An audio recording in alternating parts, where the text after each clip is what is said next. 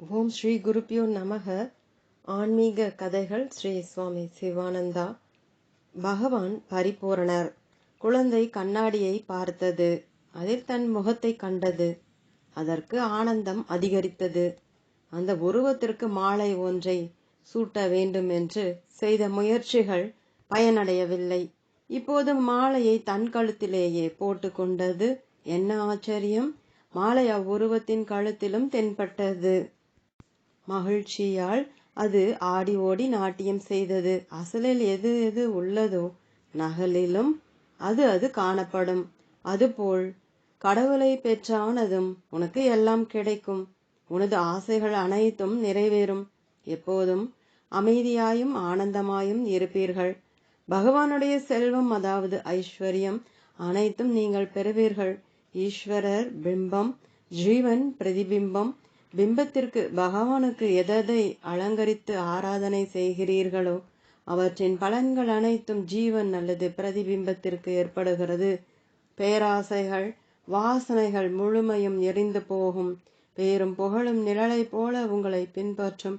சித்திகளும் ரித்திகளும் உங்கள் காலடியில் சுற்றி கொண்டிருக்கும்.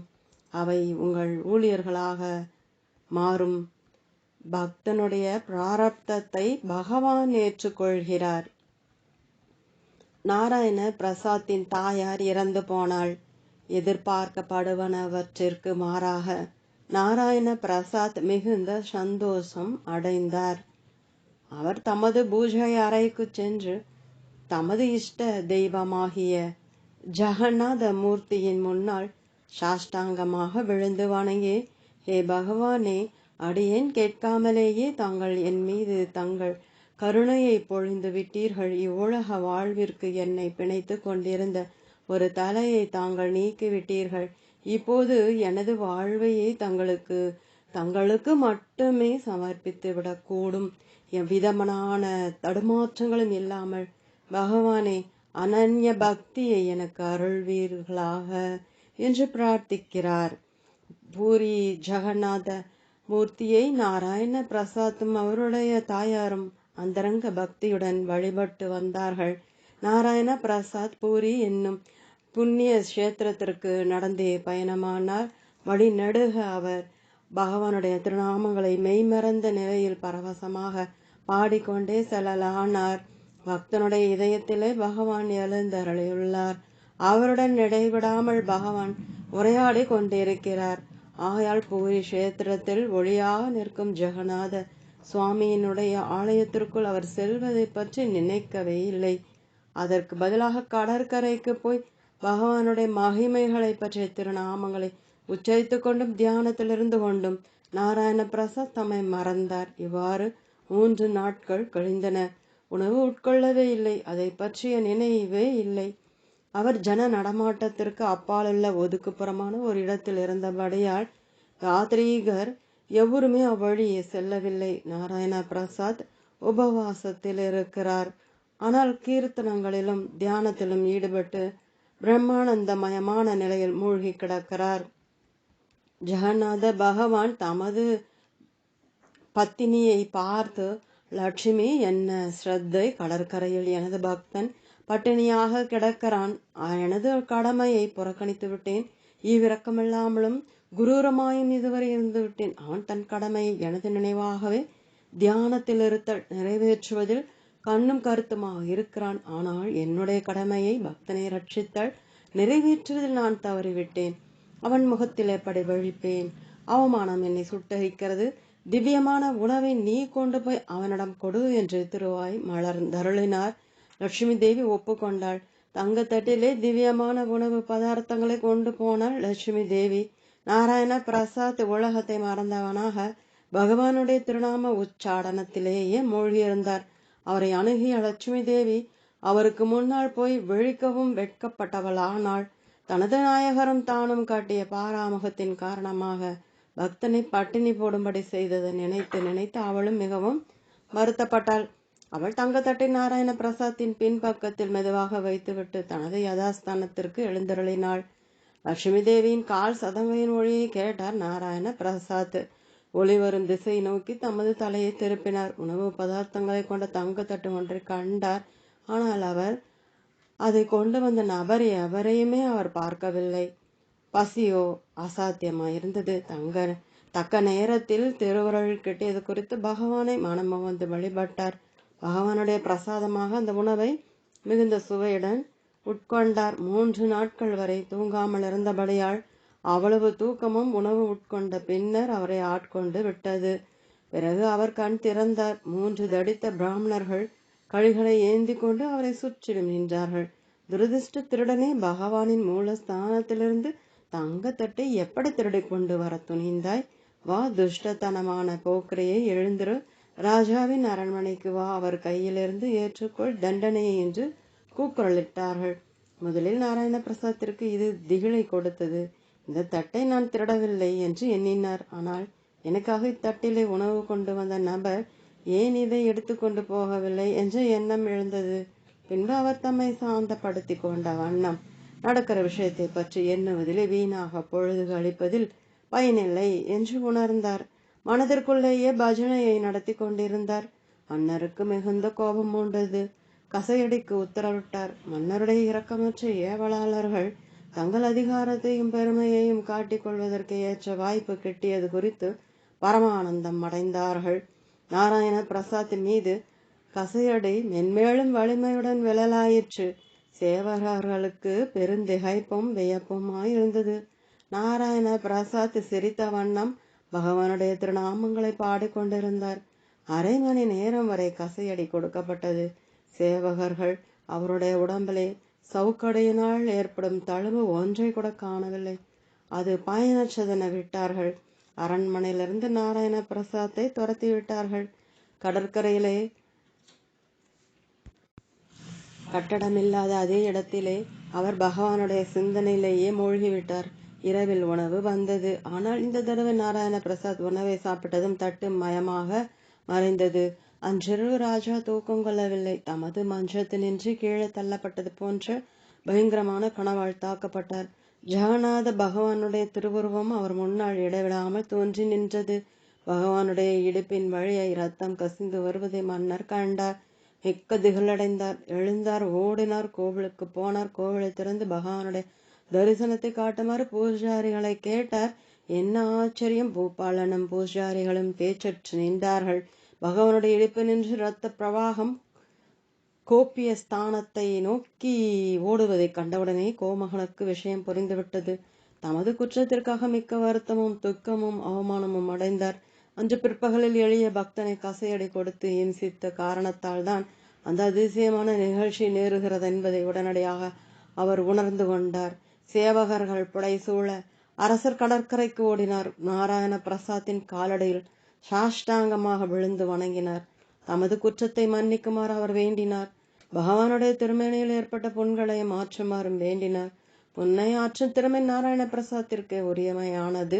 நாராயண பிரசாத் அகோரமாக அழலானார். பகவானே, கருணை கடலை, இது தங்களுக்கு அரிய செயலா? ஏழை பக்தனுக்காக தாங்கள் என் இந்த வேதனையை பொறுத்தீர்கள். கொடிய தண்டனையை தங்கள் சொந்த திருமேனியில் ஏற்றுக்கொண்டதற்கு பதிலாக அரசருடைய ஏவலாளர்கள் என்னை கசையினால் அடிப்பதை தடுத்து தாங்கள் தடுத்திருக்க கூடாதா என்று வேதனையுடன் புலம்பினார். ரத்த பிரவாகம் நின்றது. பகவான் தம் பக்தருக்கு பதிலளித்தார். ஓ நாராயண பிரசாத், பிராரப்தப்படி நீ தண்டனையை அனுபவித்தே ஆக வேண்டும் என்பதை தெரிந்துகொள். என் மீது நீ கொண்ட பக்தியாலும் என் மீது நீ வைத்த சிரத்தையாலும் உன்னை பரிபூரணமாக என்னிடம் சரண் புகுத்தி விட்டாய். ஆனதால் எல்லாவித தீங்குகளினின்றும் உன்னை காப்பது என் கடமை ஆகிறது. இருந்தாலும் உனது பிராரப்தத்தை க்ஷீணிக்க செய்ய என்னால் இயலவில்லை. அது அனுபவித்தே ஆக வேண்டும். ஆகையால் உன் சரீரத்திற்கு ஏற்கனவே விதிக்கப்பட்டிருந்த கசையடி படுதல் என்ற விதியை எனது சொந்த மேனியில் விதிக்கப்பட்டபடி தனது பிராரப்தத்தை அடைந்தே தீருகிறான். ஆனால் அதனால் அவன் பாதிக்கப்பட மாட்டான். பிராரப்தத்தினால் அவன் வேதனைப்படுவதில்லை. ஏனெனில் அவனைச் சுற்றிலும் எனது காக்கும் கரங்களால் அணைத்துக் கொள்வேன் என்பதுவே பகவானின் பதில். பகவானுடைய தேஜோமயமான பேரொளியில் நாராயண பிரசாத் அந்தர்த்தனமானார். வேதங்கள் அனந்தம். பாரத்வாஜ மகரிஷி வேதங்களை கற்றார். பிரம்மச்சரியத்தை வலுவாது அனுஷ்டித்து 100 ஆண்டுகள் வரை கற்றார். வேத படிப்பு ஓயவில்லை. இந்திரனை நோக்கி பிரார்த்திக்க இந்திரன் அந்த மகரிஷி முன் தோன்றினார். ஓ இந்திரா, என் ஆயுளை இன்னும் 100 வருஷம் நீடிக்க வரம் தாருங்கள், வேதங்களை கற்க ஆசை என்று வேண்டவே இந்திரன் அங்ஙனமே வரம் தந்து மறைந்தார். அடுத்த 100 வருடங்கள் கடந்தன. இந்திரனை குறித்து தவமிருந்தார். ஓ இந்திரா, வேத படிப்பு இன்னும் முடியவில்லை, மீண்டும் 100 வருஷம் ஆயுள் தாருங்கள் என்று பிரார்த்தித்தான். இத்தடவையும் வரம் அளிக்கப்பட்டது. வேதங்களை கற்பதில் 300 வயது கழிந்தது. இன்னும் மகரிஷி படிக்க வேண்டிய வேதங்களும் அநேகம் இருந்தன. மீண்டும் ஒரு 100 வயது வரம் கேட்டார். இந்த முறை வேதங்கள் அனந்தம் என்பதை மகரிஷிக்கு எடுத்துக்காட்ட விரும்பினார் இந்திரன். பரத்வாஜ மகரிஷியே, அது அந்த 3 பெரிய மலைகளை பாருங்கள். தாங்கள் படிக்க வேண்டிய வேதங்களின் அளவை அவை காட்டுகின்றன. இந்த 300 ஆண்டுகளாக தாங்கள் படித்தது இந்த 3 கை நிறைய மண்ணளவுக்கு சமமாகும். எத்தனை லட்சம் வருஷங்களைத்தான் இந்த வேதங்களை கற்பதில் பயன்படுத்த விரும்புகிறீர்கள் என்பதை சொல்லுங்கள் என்று கேட்டார் இந்திரன். ரிஷி பின்னர் தேவேந்திரனை தலை தாழ்த்தி வணங்கினார். நித்திய பிரம்மனுக்கு சுவாசமே வேதங்கள். நித்தியத்துவமும் எல்லையற்ற பிரபாவமும் பொருந்திய பிரம்மனை குறித்து தியானமும் தவமும் ஏற்றுவதற்காக வேதங்களின் அனந்த நிலையை பற்றி அதிசயத்து பிரமித்து போன பாரத்வாஜ மகரிஷி காட்டுக்கு ஏகினார். அசுரத்தன்மையிலே தெய்வீகம். சனந்தனர், சனத்குமாரர், சனத் சுஜாதா ஆகிய முனீந்திரர்கள் நாராயண மூர்த்தியை தரிசிக்க வைகுண்டம் ஏகினார்கள். ஜெய விஜய எனும் 2 காவலாளிகள் அவர்களை தடுத்து விட்டார்கள். பூலோகத்தில் அசுரர்களாக பிறக்க கடவீர்கள் என்று சபித்து விட்டார்கள் ரிஷிகள். நாராயணமூர்த்தி அவரிடம் எழுந்தருளினார். ரிஷிகள் நிரம்பவும் கவலைப்பட்டார்கள். இவர்களை சபித்திருக்கலாகாது, நாம் வீணாக கோபித்து கொண்டோம் என்று மனதிற்குள் உணர்ந்தார்கள். அவர்கள் அசுரர்களாக பிறந்தாலும் இறைவனை பற்றிய பக்தியில் தோய்ந்திருக்குமாறு வரம் தந்து சாபத்தின் வன்மையை குறைக்கும்படி நாராயணமூர்த்தியை வேண்டினார்கள். நாராயணமூர்த்தி பேசாமல் இருந்தார். எனவே காவலாளிகள் தெய்வீக தன்மை வாய்ந்த அசுரர்களாக பிறந்தார்கள். ஜெய விஜயர்கள் போலவே மகரிஷிகளும் 3 ஜென்மம் எடுத்தார்கள். பிரகலாதனாகவும் விபீஷணராகவும் உத்தவராகவும் 3 ரிஷிகளும் ஒரு அசுரனாக அவதரித்தார்கள். ஒவ்வொரு ஜென்மத்திலும் பெரிய மகரிஷிகளும் தெய்வீக பிறப்பாளர்களும் மானிடர்களை ஆளுகின்ற சட்ட திட்டங்களுக்கு தங்களை இலக்காக்கி கொள்ளுகின்றார்கள். சுயேட்சையாக மக்களிடத்திற்கு உதாரணம் கற்பிக்க வேண்டி நன்னடத்தை என்கிற முறையை கையாளுகின்றார்கள். சண்டையிடாதீர்கள். சச்சிதானந்த வேதாந்த ஆசிரமத்தின் தலைவர் சுவாமி பிரம்மானந்தர், அவர்களுக்கு ராமானந்தர், கிருஷ்ண சைத்தன்யர், பரமேஸ்வர், தயாள் ஆகியோர் சிஷ்யர்கள் ஆனார்கள். எல்லை பிரதேசத்திலிருந்து வந்தவர் ராமானந்தர். அவருக்கு உருது மட்டும் நன்றாக தெரியும், ஆங்கிலம் சிறிது தெரியும். கிருஷ்ண சைத்தன்யர் ஆங்கிலேயர். பரமேஸ்வர் தயாள் ஐக்கிய மாகாணத்தை சேர்ந்தவர், ஹிந்தியில் பேசுபவர். பிரம்மானந்தர் அவர்களுக்கு 3 மொழிகளும் தெரியும். ராமானந்தர் சுவாமி பிரம்மானந்தரிடம் ஒரு நாள் காலையில் சென்று தர்பூசா வாங்கி சாப்பிடுவதற்காக 1 ரூபாய் கேட்டார். சில நிமிஷங்களுக்கு பின் ஹிந்துவா வாங்குவதற்கு பரமேஸ்வர் தயாள் பிரம்மானந்த சுவாமிகளிடம் சென்று 1 ரூபாய் கேட்டார். சர்க்கரை, கொம்மட்டிக்காய், மெலான் வாங்குவதற்காக கிருஷ்ண சைத்தன்யர் சுவாமிகளிடமிருந்து 1 ரூபாய் பெற்றுக்கொண்டார். மூவரும் ஆசிரமத்தின் வாசலில் சந்தித்து கடைக்கு போவதன் காரணத்தை ஒருவருக்கு ஒருவர் கூறிக்கொள்ளலானார்கள். ராமானந்தர், நான் தர்பூசா வாங்குவதற்கு செல்கிறேன் என்றார். கிருஷ்ண சைத்தன்யர் சிரித்து கொண்டே, பெயர் கூட ருசியற்றதாக இருக்கிறது, நான் மெலான் வாங்கி சாப்பிட போகிறேன், நீங்களும் அதை சாப்பிடுங்கள், இல்லாவிட்டால் என்னோடு கடைக்கு வர வேண்டாம். அதிசயமான உங்கள் தர்பூசாவை சாப்பிடுகிற போது உங்கள் பக்கத்தில் இருக்கக்கூட நான் விரும்பவில்லை என்றார். பின் பரமேஸ்வர் தயாள், எனது ஹிந்துவா சாப்பிட்டால் நன்றா இருக்கும் என்று கூறினார். பின் தர்பூசா, ஹிந்துவா, மெலான் இவற்றில் எது சிறந்தது என்ற விஷயம் பற்றிய விவாதம் நிகழ்ந்தது. பிறகு கோபமாக பேசிக்கொள்ளலானார்கள். சண்டைக்கும் ஆயத்தமானார்கள். ராமானந்தர் மற்ற இருவர்களையும் உருது மொழியிலும், கிருஷ்ண சைத்தன்யர் ஆங்கில மொழியிலும், பரமேஸ்வர் தயாள் ஹிந்தியிலுமாக வைது திட்டலானார்கள். பிரம்மானந்தர் அங்கே வந்து விரைவில் விஷயத்தை புரிந்து கொண்டார். தம்மிடமிருந்து சர்க்கரை கொம்மட்டிக்காய் ஒன்றை கொண்டு வந்து காட்டி, ராமானந்தஜி, இதோ உங்கள் தர்பூசா, கிருஷ்ண சைத்தன்யரே இதோ உங்கள் மெலான், பரமேஸ்வர் தயாள்ஜி இதோ உங்கள் ஹிந்துவா என்று கூறினார். 3 சிஷ்யர்களும் விஷயத்தை உணர்ந்து சுவாமிகளின் திருவடியில் விழுந்து வணங்கினார்கள். பிரம்மானந்த சுவாமிகள், ஒரே பொருளைத்தான் நீங்கள் விரும்பியது, ஆனால் ஒருவரோடு ஒருவர் சண்டையிட்டீர்கள். இது நால்வர் சண்டை போட்டுக்கொண்ட கதை போல் இருக்கிறது. மகாராஷ்டிர சம்ஸ்கிருத பண்டிதர், தமிழர், ஹிந்தி பேசுபவர், ஆங்கிலேயர் ஆகிய நால்வரும் பக்கத்தில் உள்ள கூரையில் வைக்கப்பட்டிருந்த ஒரு புட்டி பாழை பற்றி சண்டையிட்டார்கள். எல்லோரும் அதை பார்த்தார்கள். அது பாழ்தான் என்று புரிந்து கொண்டார்கள். ஒவ்வொருவரும் தத்தம் பாஷையில் சொன்னார்கள். ஷீரம் என்றார் ஒருவர், பால் என்றார் மற்றவர், தூத் என்றார் மற்றொருவர், மில்க் என்றார் வேறொருவர். அவர்கள் சொன்னதெல்லாம் சரியே, ஒரு பொருளையே குறிப்பிட்டார்கள். ஆனால் பேச்சில் ஏற்பட்ட வித்தியாசம் அவர்களை சண்டையில் புகுத்தியது. அதுபோலத்தான் உங்கள் விஷயமும் கூட. கடவுளை பற்றி பல்வேறு கோட்பாடுகளை பற்றி சண்டையிட்டுக் கொள்ளும் மக்களின் நிலைமையும் இதே போல்தான்.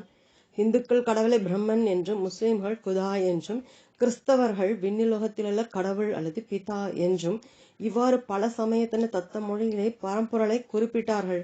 அமைதியாயிருங்கள், சாதனை புரியுங்கள், ஏகனான இறைவனை சாஷாத்கரியுங்கள் என்று உபதேசம் புரிந்தார்கள். பானு பிரதாப மன்னரின் சரித்திரம். அதர்மத்தை போக்கி தர்மத்தை அதன் மகத்தான ஸ்தானத்தில் ஸ்தாபிக்கும் பொருட்டு மகாவிஷ்ணு உலகிலே ஸ்ரீராமராக அவதாரம் எடுத்ததற்கு பல காரணங்கள் பகரப்படுகின்றன. இவற்றில் ஒன்றாக பானு பிரதாப மன்னரின் சரித்திரம் சிவபெருமானால் பார்வதி தேவிக்கு சொல்லப்பட்டது. கைகேய நாட்டில் மன்னர் காலத்தில் சத்தியகேது என்னும் மன்னர் வசித்து வந்தார். அவர் தர்ம கோட்பாடுகளை திட்டவட்டமாக அனுஷ்டித்து பல சாஸ்திரங்களையும் கற்று ஆராய்ந்தவர். தந்தையைப் போல குடிமக்களை ரட்சித்தார். வீர தீரமும் புஜபல பராக்கிரமும் வாய்ந்தவர். அவரை போல தீர வீர பராக்கிரமம் பொருந்தி 2 குமாரர்கள் உண்டு. பானு பிரதாபர், அரிமர்த்தனர் என்று பெயர் கொண்டவர்கள். இருவரும் நற்குண நன்னடத்தையும் பராக்கிரமும் வாய்ந்தவர்கள். பானு பிரதாபர் மூத்தவர். 2 சகோதரர்களும் ஒருவரை ஒருவர் மிகவும் நேசித்தார்கள். ஈருடலும் ஓருயிரும் போன்று அவர்கள் வசித்தார்கள். பானு பிரதாபர் பட்டத்துக்கு உரியவர்.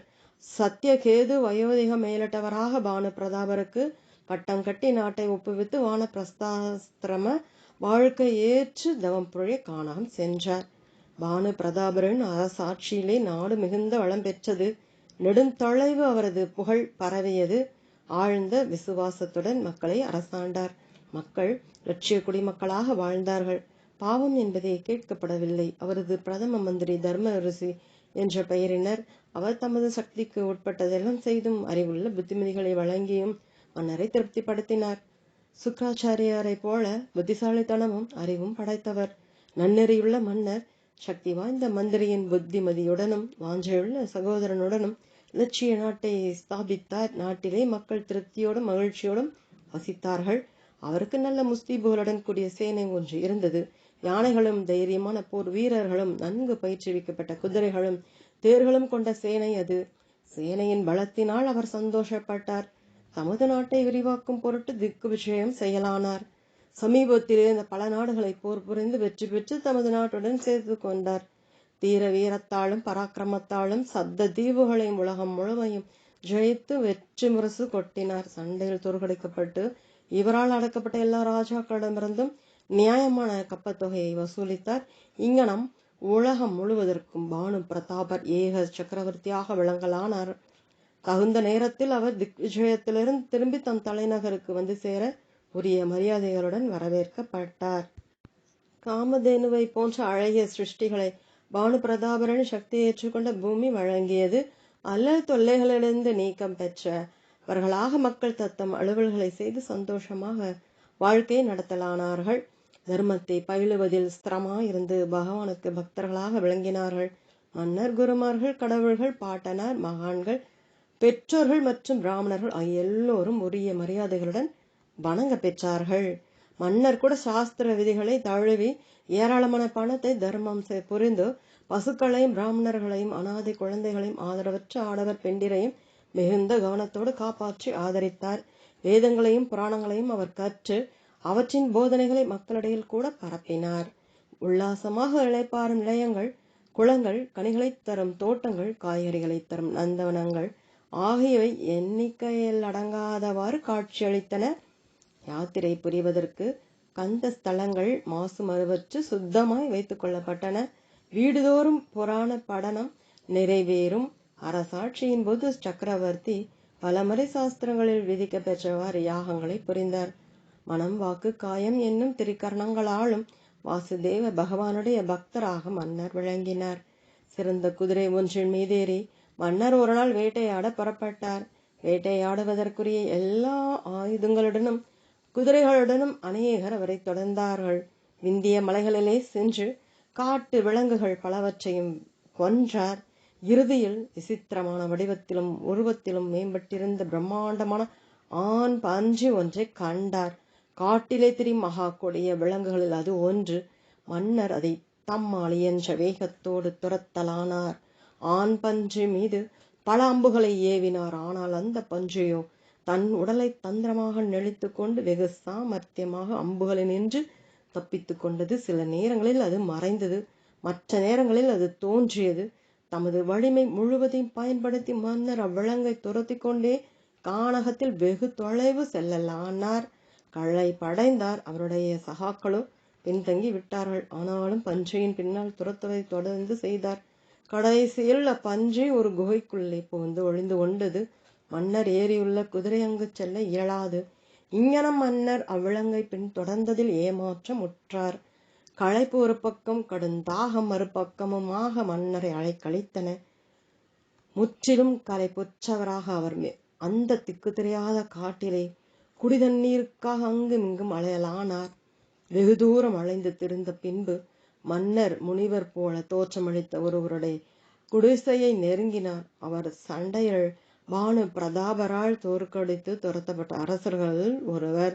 அவர் சக்கரவர்த்தியை சந்திக்க கூசினார். ஏனெனில் இதயம் விரும்பி கவலைக்கு உட்பட்டிருந்தார். மன்னர் மகானை அணுகினார். பசி தாகங்களினால் வாட்ட பெற்று களைத்திருந்தபடியால் அவரை அடையாளம் கண்டுகொள்ள அரசரால் சாத்தியப்படவில்லை. ஆனால் முனிவர் பானு பிரதாபரை இன்னாரென கண்டுகொண்டார். முனிவர் போல தோற்றமளித்தவர் நிஜமான முனிவராகவே மன்னர் நினைத்தார். குதிரை நின்று இறங்கி முனிவர் முன்னால் சாஷ்டாங்க நமஸ்காரம் புரிந்தார். மன்னர் கடுந்தாகத்தால் தாக்குண்டதால் முனிவர் அருகில் இருந்த அழகிய குளத்தை முதலில் காட்டினார். குதிரையுடன் ராஜா அங்கு சென்றார். குளிர்ந்த அக்குளத்து நீரை பருகி ஆறுதல் அடைந்தார். குதிரையை கூட நீர் அழுந்த விட்டார். பிறகு அதை மரத்தடியில் கட்டிவிட்டு குடிசைக்கு சென்றார். முனிவர் அவரை குடிசைக்குள் வரவேற்று ஆசனம் சமர்ப்பித்தார். அவர் மன்னரை நோக்கி, அரசர் பெருமானே, இரவு வருவதால் இங்கேயே தாங்கள் தங்கி இளைப்பாருங்கள். இங்கிருந்து உமது அரண்மனை 70 யோஜனை தொலைவு 140 மைல் இருக்கிறது. இன்று திரும்ப இயலாது. எனது ஆசிரமத்தில் இரவு தங்கி நாளைக்கு உமது தேசத்திற்கு புறப்படலாம் என்று கூறினார். முனிவர் இன்னார் என்று மன்னரால் கண்டுகொள்ள இயலவில்லை. நிஜமான முனிவராகவே பாவித்து கொண்டு அரசர் அவருடன் அளவலாவனார். அதிதி உபாசரணைக்காக அரசர் முதலில் ஆழ்ந்த நன்றி தெரிவித்தார். அரசர் தூய்மையான உள்ளமடையவராக இருந்தார். ஆனால் முனிவராக அழைக்கப்படுபவரோ தோற்றுப்போன அரசர் மாறு வேஷத்தில் இருப்பவர். முற்றிலும் அதிகார ஆசை நிரம்ப பெற்றவராய் இருந்தார். உதவியற்ற நிலைமையில் அரசர் இருப்பதை உணர்ந்தார். இவ்வாய்ப்புக்காக உள்ளூர பெரிதும் மகிழ்ந்து அரசரை பழிக்கு பழி வாங்க விரும்பினார். மிகுந்த சாமர்த்தியசாலியானதால் அம்முனிவர் தமது நோக்கங்களை நிறைவேற்றுவதற்கு புத்திசாலித்தனமான வழிமுறைகளை கையாளலானார். பானு பிரதாபர் முனிவரை பார்த்து, ஓ முனி ஸ்ரேஷ்டரே, தாங்கள் எவ்வளவு காலமாக இங்கே தங்கியிருக்கிறீர்கள்? தங்கள் நாமம் என்ன? தங்கள் முழு விவரங்களையும் அறிய நான் விரும்புகிறேன் என்று விசாரிக்கலானார். முனிவர், என் பெயர் பிக்காரி, ஏழை என்று பொருள். எனக்கு வீடு அல்லது எவ்விதமான வாழ்க்கை சாதனமும் கிடையாது என்று கூறினார். மன்னர், தாங்கள் கூறுவது சரி. முனிவர்கள் எதையும் தங்களோடு வைத்துக் கொள்ள மாட்டார்கள். எப்போதும் ஏழைகள்தான். ஆகையால் பரமாத்மாவுக்கு அவர்கள் உகந்தவர்கள். அகங்காரம் என்பதே அவர்களிடம் ஒருபோதும் காணப்படுவதில்லை. தங்கள் தகுதிக்கு ஒப்ப முனிவர்களை கண்டாலே பிரம்மா விஷ்ணு சிவன் ஆகிய திருமூர்த்திகளுக்கும் ஐயம் உண்டாகும். ஓ மகானுபாவரே, நான் தங்கள் முன் சாஷ்டாங்க நமஸ்காரம் புரிகிறேன். என்னை ஆசீர்வதியுங்கள் என்று மன்னர் மொழிந்தார்.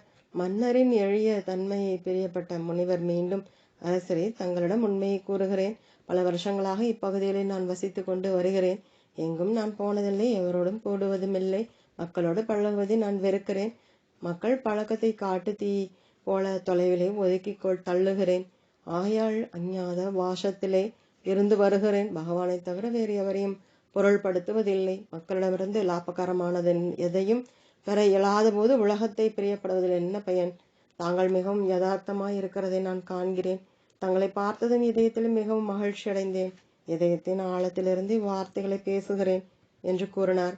வெளிப்பகட்டை காணும் மூடர்கள் மட்டுமல்ல, அறிவாளிகளும் கூட சில நேரம் ஏமாறி போகிறார்கள். மயிலை பாருங்கள், எவ்வளவு அழகாக இருக்கிறது, எவ்வளவு அழகாக ஆகுகிறது. ஆனால் அதன் ஆகாரமும் மிக்க விஷம் பொருந்திய பாம்புகளே ஆகும். படமெடுக்கும் நாகப்பாம்பின் மீது கூட நம்பிக்கை நாட்டலாம். ஆனால் நண்பனைப் போல மாறு வேஷம் கொண்ட நய வஞ்சக பகைவரிடம் ஒருபோதும் நம்பிக்கை கொள்ளலாகாது. நடக்க வேண்டியது எதுவோ அது நடந்தே தீரும். அதை தடுக்க உலகில் எந்த சக்தியும் கிடையாது. ஆழ்ந்த விரக்தியோடு முனிவர் பேச தொடங்கியதால் அவர் வார்த்தைகளை பூர்ணமாக நம்பிவிட்டார்.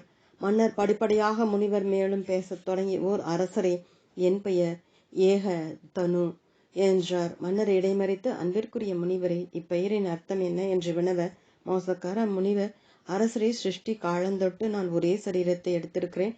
எப்போதுமே செத்ததில்லை, வேறு உடம்பு கிடையாது. ஆகையால் இப்பெயர் ஏக தனு.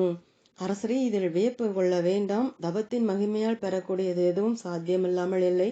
தபோபலத்தினால் உலகத்தை பிரம்மதேவர் சிருஷ்டிக்கிறார், விஷ்ணு இதை ரட்சிக்கிறார், சிவன் இதை சம்ஹரிக்கிறார் என்று மொழிந்தார்.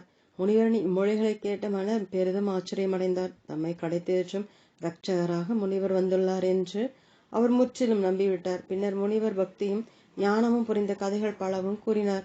சிருஷ்டி, அழிவு ஆகிய விவரங்களையும் உலகத்தின் மர்மங்களையும் கூட அவர் விளக்கினார். தபஸ்வியின் ஆச்சரியப்படத்தக்க போதனா மொழிகளை கேட்ட மன்னர் ஒரே வியப்பாக மாறிவிட்டார். அம்முனிவர் மகத்தான சிருஷ்டியாக இருக்க வேண்டும் என்று தமக்குள்ளே அரசர் எண்ணமிடலானார். பின்னர் அரசர் தமது அடையாளத்தை கூற விரும்பினார். ஆனால் முனிவர் அவரை தடுத்து, தாங்கள் என்னிடம் ஒரு தந்திரம் செய்ததை நான் அறிகிறேன். நியாயமாகத்தான் நடந்து கொண்டீர்கள். ஏனெனில் இதுதான் சிறந்த யுக்தி. அரசர்கள் முதலிலே தாங்கள் இன்னார் என்று அடையாளம் கூறிக்கொள்ள மாட்டார்கள். தங்களுடைய சூஷ்ம புத்தியை கொண்டு நான் மிகவும் களிப்புறுகிறேன். ஓ அரசரே, தங்கள் பெயர் பானு பிரதாபர், சத்தியகேது தங்கள் தகப்பனர். இதெல்லாம் எனது குருதேவர் திருவருளால் எனக்கு தருகிறது. ஆனால் பொதுவாக இவ்விஷயங்களை வெளியிடுவதில்லை. ஏனெனில் இது எனக்கே நல்லதல்ல. இச்சிறு விஷயங்களில் ஈடுபடும் முனிவர் சிறுக சிறுக தமது சக்திகளை இழக்கிறார். ஆனால் தாங்கள் உண்மை நாட்டம் உள்ளவரிடமும் நம்பிக்கையான நண்பரிடமும் கண்டுகொண்டபடியால் தங்களிடம் இந்த ரகசியங்களை வெளிப்படுத்தினேன். அரசரே, தங்களிடம் எனக்கு அத்தியந்த மகிழ்ச்சி உண்டாகிறது. என்னிடம் வரம் ஒன்று கேளுங்கள். தங்களுக்கு வழங்க இயலாதது எதுவும் கிடையாது என்றார். மன திகைப்பும் வேப்பமே வடிவமாக நின்றார். பானு பிரதாபர் அமைதியாக, முனிவரே, இந்த ஏழை மீது தங்கள் திருவுருள் முற்றிலும் பரவுகிறது. இன்று தங்கள் நட்பு கிடைத்தமையால் நான் அதிர்ஷ்டசாலி ஆனேன். எப்போதும் என் உடல் யவனமாய் இருக்க வேண்டும். மரணத்தால் பீடிக்கப்படலாகாது. சண்டையில் யாராலும் வெல்லக்கூடாத வலிமை படைத்தவனாய் இருக்க வேண்டும். பகைவர்களால் வெல்லப்படாமல் நான் இந்த நாட்டை 100 கல்பங்கள் அரசாட்சி புரிய வேண்டும். முனிவரே, இந்த வரத்தை நான் தங்களிடமிருந்து விரும்புகிறேன் என்றார். முனிவர், அப்படியே ஆகுக.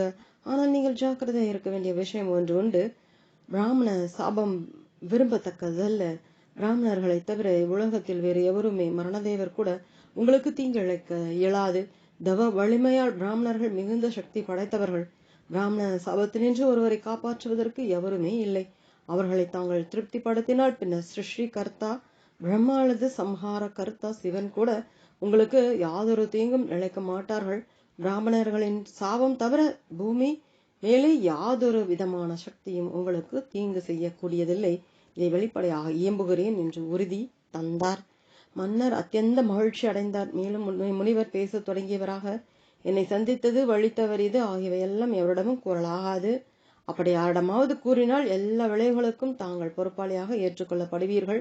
3வது குழுவினருக்கு இந்த மர்மம் பகிரங்கமாகிவிட்டாலோ தாங்கள் அக்கணமே அழிந்துபட்டு போவீர்கள் என்பதை நிச்சயமாக தெரிந்து கொள்ளுங்கள். இவ்விரு காரணங்களை தவிர தங்களை கொள்ளுவதற்கு இப்பூமியில் வேறு சக்தி எதுவும் கிடையாது. என் சொல்லை சத்தியம் என நம்புங்கள் என்று வரத்தின் விளக்கங்களை உரைத்தார். அதற்கு பானு பிரதாபர், தாங்கள் சொல்லுவது சரி. தனது குரு அல்லது பிராமணர்களின் போதனைகளிலே நம்பிக்கையற்றவனுக்கு அழிவே ஏற்படும். ஆனால் பிராமணர்களின் சாபத்திலும் தப்பித்துக் கொள்வதற்கு வழி ஒன்று தயவு செய்து எனக்கு தெரிவியுங்கள். தங்களைப் போல எனது நலத்தை நாடுவோர் வேறு எவரும் இல்லை என்றார். கபட முனிவர், தாங்கள் என்னுடையவர் ஆகிவிட்டீர். என் சக்திக்குட்பட்ட எல்லாவற்றையுமே செய்து தங்களை காப்பாற்றுவேன். மனம், வாக்கு, காயம் அல்லது எல்லாவற்றின் சக்திகளை கொண்டேனும் யோகத்தின் உதவியும் மந்திரத்தின் சகாயமும் யுக்தியின் துணையும் ஏற்றுக்கொள்வேன். எதையும் தங்களுக்கு வள்ளிக்க மாட்டேன். தங்கள் வேலையை பரிபூர்ணமாக புரிவேன் எத்தனை நாட்கள் என்று நான் சொல்லுவேனோ அத்தனை நாட்கள் வரை ஒவ்வொரு தினமும் 1,00,000 பிராமணர்களுக்கு உணவு படைக்க வேண்டும். நான் தானே உணவை சமைப்பேன். என்னை யாரும் பார்க்க லாகாது. பிராமணர்கள் உணவு சாப்பிடும்போது அவர்கள் நிச்சயமாக உங்களை ஆசீர்வதிப்பார்கள். தங்கள் விருப்பங்கள் யாவும் நிறைவேறும். தங்கள் புரோகிதர் வேஷத்திலே இவற்றை செய்கிறேன். எனது சக்தியால் அவரை நான் இங்கு வரவழைக்கிறேன். அவருடைய வடிவத்தை நான் ஏற்றுக்கொள்வேன். 1 வருஷம் முழுமையும் தங்களுக்கு சேவை புரிவேன். ரகசியங்களை தெரிந்து கொள்ள யாராலும் இயலாமல் போகும் வரையில் அவ்வளவு சாமர்த்தியமாக காரியங்களை செய்வேன். இஞ்ஞானம் தங்கள் ஆசை பூர்த்தி வரும். இப்போது இளைப்பாருங்கள், அதிக காலதாமதமாகிவிட்டது. 3வது நாளிலே தங்கள் புரோகிதர் மாறு வேஷத்திலே தங்களை வந்து சந்தித்து இந்த ரகசியங்களை அறியும் வண்ணம் தங்களுக்கு கூறுவேன். தாங்கள் தூங்கும் போது தங்கள் அரண்மனைக்கிட்டு செல்லுவேன். தூக்கத்தில் தங்கள் அலட்டி கொள்ள மாட்டீர்கள் என்று விரிவாக சாற்றலானார். முனிவரிடம் விடைபெற்ற மன்னர் வேட்டையாடிய கலப்பினால் முற்றிலும் சோர்வுற்றவராக தூக்கத்தில் ஆழ்ந்தார். தந்திரமுள்ள முனிவர் தூக்கம் கொள்ளவில்லை. அப்போது காலகேது என்ற பெயருடைய ராட்சசன் அங்கே வந்தான். ஆண் பன்றியின் வடிவம் தாங்கிய காலகேது பானு பிரதாப முனிவரோடு எல்லா தந்திரங்களும் செய்துள்ளான். முனிவர் காலகேதுவுக்கு மன்னரை அரண்மனையில் விடுமாறு உத்தரவிட்டார். அப்படியே அந்த ராட்சசன் செய்தான். பானு பிரதாபருடைய புரோகிதரை குகையில் ஒழித்து வைத்தான். தங்கள் நடுவே பானு பிரதாப மன்னர் திரும்ப வந்தமை குறித்து மக்கள் மிக்க மகிழ்ச்சி அடைந்தார்கள். எங்குமே கொண்டாட்டங்கள் நடந்தன. 3வது நாளிலே காலகேது பானு பிரதாபரின் புரோகிதரை போன்ற ஆடை அணிந்து முனிவர் தனக்கு கூறின ரகசிய சொற்களை வெளியிட்டான். மன்னர் தாம் குருவை காண பெரிதும் சந்தோஷப்பட்டார். இரவுகளிலெல்லாம் குருவை எதிர்பார்த்து இளைப்பாராமல் கவலைப்பட்டு கொண்டிருந்தார். புரோகிதரின் சொற்படி பிராமணர்களை தத்தம் மனைவிகளோடு மன்னர் வரவழைத்தார். எல்லா பிராமணர்களுக்கும் புரோகிதர் போதுமான உணவை தயார்படுத்தின. நயவஞ்சகமான புரோகிதர் பிராமணர்களின் உணவிலே மாமிசத்தை கலந்து விட்டார். குறிப்பிட்ட நேரத்தில் பிராமணர்கள் உணவு பசிக்கு அமரால் ஆனார்கள். பூஜை முடிந்ததும் கைதேர்ந்த சமையற்காரர்கள் புரோகிதரால் சமைத்து தயார் செய்யப்பட்ட போஜனத்தை பிராமணர்களுக்கு படைக்கலானார்கள். காலகேது புரோகிதர் மாறு வேஷத்தில் வந்துள்ளான். காலகேது சாமர்த்தியமாக தேவலோக குரலில், ஓ பிராமணர்களை, உணவை புசிக்காதீர்கள். பிராமணர்களின் உணவில் மாமிசம் கலக்கப்பட்டுள்ளது என்று கேட்கும்படி செய்தான். தேவலோக குரலோசையை நம்பிய பிராமணர்கள் எல்லோரும் எழுந்து உடனே மன்னரை பார்த்து, அரசர் பாதகனை, இத்தீய ஆட்டத்தினால் எங்களை ஏமாற்ற விரும்பினாய். நீயும் உனது குடும்பமும் ராட்சசர்களாக மாறுவீர்களாக என்று சாபமிட்டார்கள். விரைவில் இன்னொரு தேவலோக குரல், ஓ பிராமணர்களை, நீங்கள் நீதியாக சாபத்தை வழங்கவில்லை, அரசர் குற்றம் புரியவில்லை என்று முழங்கியது. பிராமணர்கள் இதனால் திகைப்படைந்தார்கள். ஆனால் சாபம் ஏற்கனவே வழங்கப்பட்டதாகையால் அது திருத்தப்பட மாட்டாது. தனது காரியத்தை சரிவர செய்து முடித்துவிட்டு முனிவர் போல மாறு வேஷம் அணிந்து கானகத்தில் தங்கியிருந்த பகைய அரசனிடம் காலக்கேது விஷயங்களை கூறினான். அவன் இச்செய்தியை இதர அரசர்களுக்கு தெரிவித்தான். அவர்கள் எல்லோரும் பானு பிரதாப மன்னரின் நாட்டின் மீது படையெடுத்து வந்து போரில் தோற்கடித்தார்கள். அவருடைய உற்றார் உறவினர் யாவரும் கொல்லப்பட்டார்கள். அப்பால் பிராமணர்களின் சாபத்தினால் பானு பிரதாப மன்னர் ராவணனாகவும் சகோதரர் கும்பகர்ணனாகவும் ஜனனம் எடுத்தார்கள். அவருடைய சகாக்கள் ராட்சசர்களாக பிறந்தார்கள். மன்னருடைய பிரதம மந்திரி மிக்க அறிவாளியாய் இருந்தபடியால் புகழ்வாய்ந்த விதுரராக பிறந்தார். பகவானுடைய பக்தராக. இங்ஙனம் பானு பிரதாப மன்னரின் சரித்திரம் சிவபெருமானாரால் பகரப்பட்டது. அசுரர்களை அழிக்கவும் சூரர்களை ரட்சிக்கவும் பூமி மேல் விஷ்ணு பகவான் ராமராக அவதாரம் எடுத்ததற்கு இதுவும் ஒரு காரணம் என்பதாக கூறப்படுகிறது. ஓம் தத் சத். தொடரும். ஓம்.